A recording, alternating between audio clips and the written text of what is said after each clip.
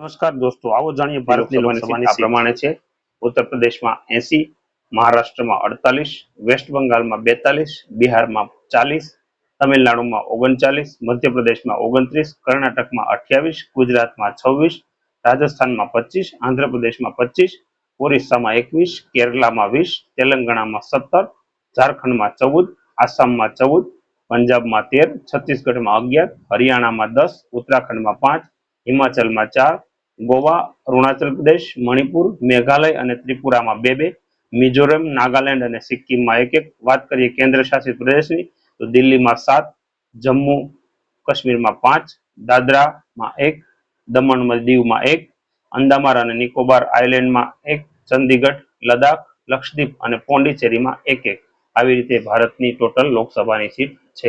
આપને કેવી લાગી આ માહિતી જણાવશો?